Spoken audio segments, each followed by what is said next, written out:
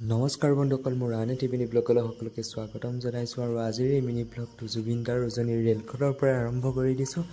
আৰু উজনিৰ ৰেলখনৰ পিছে পিছে দি আমি কাৰেংঘৰৰ পৰা চৰাইদেউলৈ বুলি যাত্ৰা আৰম্ভ কৰিলোঁ। আৰু গৈ গৈ আমি সহযোৱা পথেৰে গৈ চৰাইদেউ পাই গ'লোহি। আৰু চৰাইদেউৰ ভিতৰত সোমাই চাৰিওপিনে পাহাৰ সদৃশ কিছুমান আমি মৈদাম দেখিবলৈ পাইছোঁ। বিভিন্ন ধৰণৰ সৰু ডাঙৰ মৈদামসমূহ আমি দেখিবলৈ পাইছোঁ।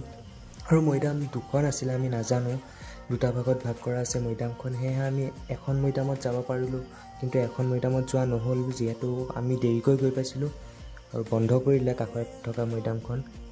বাৰু একো নাই, আজি এইখনেই চাই লওক, পাছত কেতিয়াবা আহিম। আৰু এইখন মৈদামত দেখিলে নহয়, আহোমৰ দিনৰে নাও আছিলে। তাৰপিছত মৈদাম চাই আমি এইপিনে আকৌ গেষ্ট হাউচৰ পিনে যাত্ৰা আৰম্ভ কৰিলোঁ। আৰু গেষ্ট হাউচ আহি পাই একদম বিচনাত চিধা হৈ দিছোঁ, কাৰণ বহুত বেছি ভাগৰ লাগি গৈছিলে।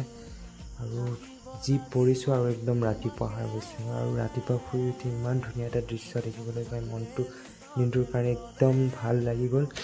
আৰু খোজ চোজ কাঢ়ি গা চা ধুই এইপিনে ব্ৰেকফাষ্ট কৰি ওলাই দিলোঁ ঘৰলৈ বুলি। আৰু বননিক বাই বাই দি আমি ওলাই দিলোঁ গেষ্ট হাউচৰ পৰা। আৰু ৰেণ্টত লোৱা স্কুটিখন জমা দি আমি উঠি দিলোঁ বাছত। আৰু বাছত উঠি আৰু দেখিছে নহয় কোন একে তেওঁক লগ পালোঁ। আৰু লগ পাই খুবেই ভাল লাগিল, কথা চথা পাতি গ'লোঁ। এইপিনে এয়া কাজিৰঙা আহি পালোঁ। কাজিৰঙাৰ ধুনীয়া মনোমোহা পৰিৱেশৰ মাজেদি গৈ গৈ পাই গ'লোহি জখলাবন্ধা। আৰু জখলাবন্ধাত ৰুটি চুটি খাই আকৌ আমি ওলাই দিলোঁ ঘৰলৈ বুলি। এইপিনে আমি কলিয়াবৰত নামি আকৌ প্ৰাইভেট গাড়ী ধৰি পেলাই তেজপুৰলৈ গ'লোঁ, যিহেতু সেইদিনাখন বাছ কম আছিলে।